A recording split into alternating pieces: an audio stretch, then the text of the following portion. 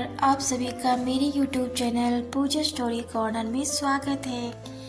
पिछले एपिसोड में आपने देखा कि रुद्र को कुणाल मेहरा बम से मारने की कोशिश करता है, पर रुद्र बच जाता है। कुणाल मेहरा के गुंडे उसे लेकर कुणाल मेहरा के घर आते हैं। आहाना को अपना शर्ट देता है। आहाना गुस्सा होती है, बट अपना गुस्सा भूल जाती है और रुद्र कुणाल मेहरा के गुंडों को मार देता है। कुणाल मेहरा चालाकी से एक कार में बम रखता है, जिसको लेकर रुद्र आहाना के साथ कुणाल मेहरा के घर निकल जाता है।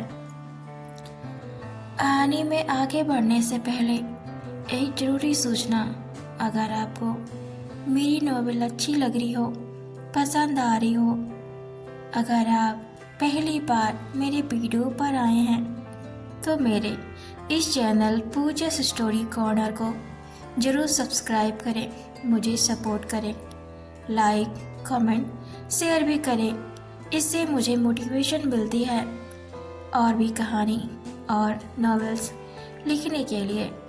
अगर आज की नॉवेल आप देख रहे हो तो आपको हो सकता है समझ ना आए। नॉवेल को अच्छी तरह से समझने के लिए, इस नॉवेल को अच्छी तरह से जानने के लिए आपको मेरे इस नॉवेल्स के पिछले सभी पार्ट को ज़रूर देखने की आवश्यकता है, ताकि नॉवेल्स अच्छी तरह समझ सके। सो बढ़ते हैं बिना देरी किए अपनी novels when I first meet. तो नॉवेल्स में आगे सुनते हैं। आहाना को कुणाल मेहरा और उसके पिता की थोड़ी हंसी सुनाई देती है।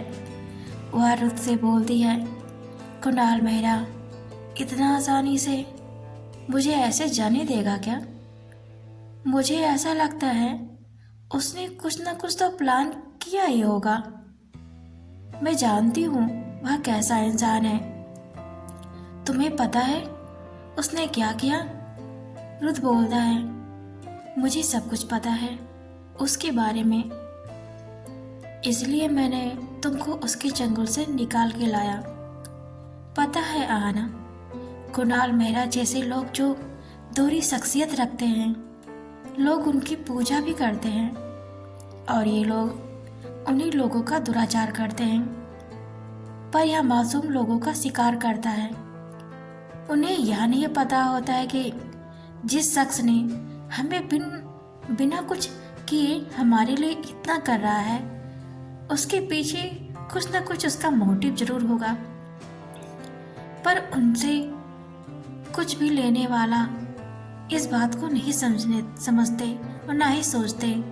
उन्हें बस इन लोगों से पैसे लेने से ही मतलब होता है। तुम्हारी माँ भी चाहती थी इनसे पैसे लूँ, बहुत ज़्यादा अमीर बन जाऊँ, पर तुम्हें पता है आहाना कि तुम्हारी सौतेली माँ के पीछे कुणाल मेहरा क्यों पड़ा था? आहाना ने कहा, मुझे अच्छे से पता है, यह मेरी इकलौती ज़मीन के पीछे पड़ा हुआ है। मुझे इसके बारे में पिताजी ने पहले से ही बता दिया था, क्योंकि पिछली बार जब मैं अपनी शादी से भागी थी तब पिताजी ने मुझे बताया था कि कुणाल मेहरा का सच उन्हें पता चल गया है। वह तुमसे शादी करके हमारी इकलौती ज़मीन को हड़पना चाहता है और उस पर कुछ स्टील की फैक्ट्री लगाना चाहता है। बाबा नहीं चाहते थे कि हमारे गांव में स्टील की फैक्ट्री लगे, जिससे न जाने कितने हजारों मासूम लोगों को बेघर होना पड़े और अपनी जान खो बैठे। स्टील की फैक्ट्री लोगों के लिए घातक का काम कर सकती है, इसलिए मैं वहां से भागी थी। मैं उससे शादी कभी नहीं करना चाहती थी, पर मुझे यह नहीं पता था कि मेरी माँ शादी उस कुणाल मेहरा से कराने के लिए पिताजी को ही मोहरा बना देंगे और उन्हें जान से मार देंगे। कुणाल मेहरा को यह बात पता है कि मेरी माँ ने ही मेरे पिताजी को जान से मार दिया है, जिसकी वजह से वह माँ को ब्लैकमेल करता है अब जब मुझे पता है कि माँ ऐसी हैं, कुणाल मेहरा ऐसा है, तो मुझे दोनों ही नहीं चाहिए। वह ज़मीन मेरे नाम है। दादी वह ज़मीन मेरे नाम कर दी थी जब मैं बहुत छोटी थी। पिताजी भी दादी का ही साथ दिए थे। अब मेरा कोई नहीं है। रुत ने कहा, तुम तो बहुत ज़्यादा होशियार हो। तुमको तो सारी बातें अच्छे से पता है। तब भी कुणाल मेहरा से शादी क्यों करना चाहती थी, जब तुम्हें अच्छे से पता है कि वह कैसा है। आना बोलती है, जब मुझे पता चला कि तुम एक गैंगस्टर हो तो मैं टूट चुकी थी। रुत, मुझे नहीं पता मैं जोश जोश में क्या कर रही थी। मैं होश खो बैठी थी।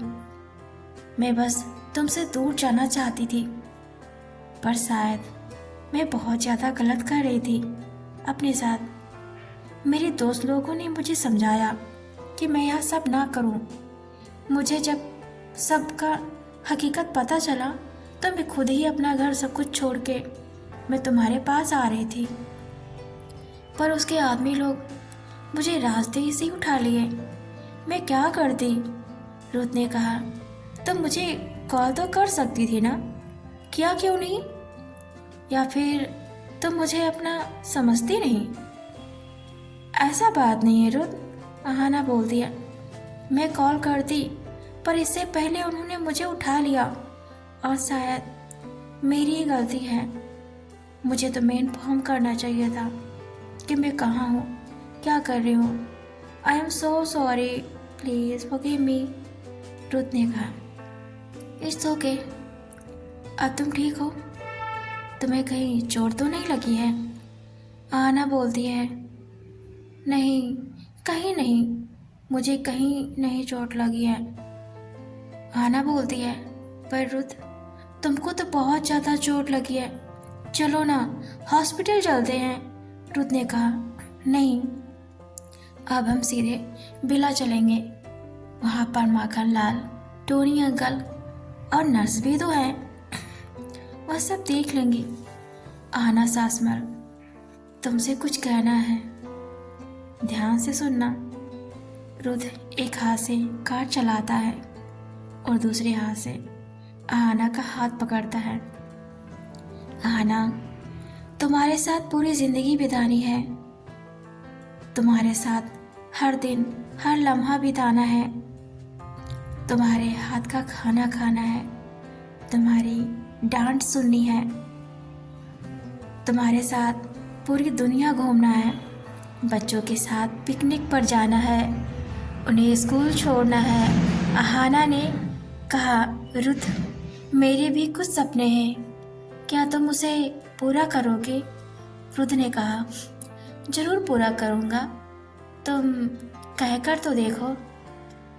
आहाना ने कहा, रुत, मैं चाहती हूँ कि तुम यह सब काम अब छोड़ दो।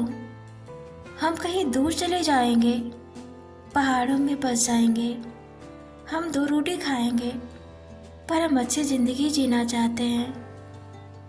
मैंने बहुत कुछ सपने देखे हैं, मैंने उन सपनों में हमेशा तुमको देखा है। प्लीज़ मेरा सपना तोड़ने मत देना। मैं सुबह तुम्हारे लिए नाश्ता बनाऊंगी, बच्चों के लिए नाश्ता बनाऊंगी, तुम्हारे लिए और बच्चों के लिए टिफ़िन तैयार करूंगी। तुम टिफ़िन लेकर स्कूटी से अपने काम पर जाओगे और साथ में बच्चों को भी ले जाओगे। बच्चों को उनके स्कूल छोड़ोगे और उसके बाद तुम अपने काम पर चले जाओगे। दिन भर के काम के साथ मैं थकी रहूँगी। जब तुम शाम को थक हार कर घर आओगे तब मुझे गोद में उठा लोगे और मुझे लेकर झूमोगे। मैं टिफ़िन लेकर जाकर किचन में रखूँगी, तुम्हारे पैर गर्म पानी से धुलूँगी, फिर हम डिनर करेंगे। हमारा हर दिन रात ऐसे शुरुआत होगा। हमारा एक अच्छा सा खुशनुमा परिवार होगा, एक छोटा सा घर जहाँ बाग बगीचे, सुंदर सुंदर पेड़, पहाड़, नदियाँ, ढेर सारे खरगोश के बच्चे, फूलों की महक, यह सब मुझे चाहिए। मुझे मार काट बिल्कुल भी नहीं पसंद है। क्या तुम सुन रहे हो जो मैं कह रही हूँ? रुत ने कहा। हाँ ना, तुम्हारे साथ जीने के लिए मैं जीना भी छोड़ सकता हूँ। यह मार काट क्या चीज़ है? हाँ ना रुत के गले लग जाती है। वह दोनों एक पुल पर पहुँचते हैं। हाँ ना रुत से बोलती है, रुत प्लीज यहीं पर रुको। रुत कार रोकता है। आना कार से नीचे आती है और नदी का खूबसूरत नज़ारा, नदी का कल कल पानी बहने का नज़ारा, खूबसूरत चिड़ियों की शोर। आना बोलती है उछलकर, रुत मुझे यही सब चाहिए, यही नेचर मुझे पसंद है। रुत पास के एक जंगली फूल को तोड़ता है जो पुल पर खिला होता है। हाना नदी को देख रही होती है। रुत हाना के सामने घुटने के बल नीचे बैठ जाता है और बोलता है, मिस सासमल, क्या तुम मिसेज रुत सिंह बनोगी? Will you marry me Hannah Sasmal? Anna की खुशी का ठिकाना नहीं होता है। आना खुशी से उछलने लगती है और उससे फूल ले लेती है और उसे गले लगा लेती है। फिर रुत के पुल पर खड़े होकर रुत के पैरों पर अपने पैर रखकर रुत को जी भर के किस करती है। दोनों किस में खो जाते हैं और कार में इंटीमेट हो जाते हैं। आना बहुत खुश होती है, उसे बहुत अच्छा फील हो रहा होता है। वो बार बार रुत को चूम रही होती है। दोनों फिर बातें करने लगते हैं। तभी रुत को टोनी काका का कॉल आता है तो रुत देखता है टोनी काका की कार दूर से ही दिखाई दे रही होती है। टोनी काका बोलते हैं, ठीक है तुम वहीं रुको, मैं आता हूँ। दोनों अपने कपड़े पहनते हैं। टोनी काका पहुँचने ही वाले होते हैं पुल पर, तभी कार ब्लास्ट हो जाती है। पुल बीच से ही टूट जाता है। कार के चीथड़े उड़ जाते हैं। आना और रुत नदी में गिर जाते हैं। टोनी काका और गुंडे पुल पर जल्दी से पहुंचते हैं।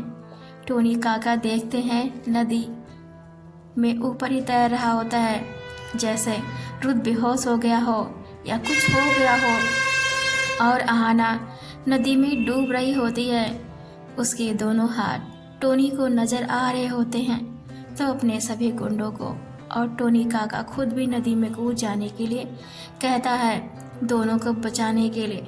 पर नदी का बहाव इतना तेज होता है कि उनके कूदने से पहले दोनों बहुत दूर तक बहकर चले जाते हैं। रुत के गुंडे रुत को बहुत दूर तक ढूंढते हैं पर रुत नहीं मिलता है। टोनी काका को सिर्फ आना ही मिलती है। आना तब तक बेहोश हो चुकी होती है। वह किनारे पर तैर रही होती है। टोनी काका का एक गुंडा उसे पानी से बाहर निकाल कर लेकर आता है और उसे बताता है कि रुत सर का कहीं भी पता नहीं चल रहा है। उसके सभी गुंडे टोनी के कहने पर नदी के किनारे पर बहुत दूर तक जाते हैं पर रुत का कहीं भी अता पता नहीं होता है। टोनी रेस्क्यू टीम को बुलाता है। टीम आती है पर उसे नदी के अंदर कुछ भी नहीं मिलता है। थक हार कर वो सब बाहर निकल जाते हैं।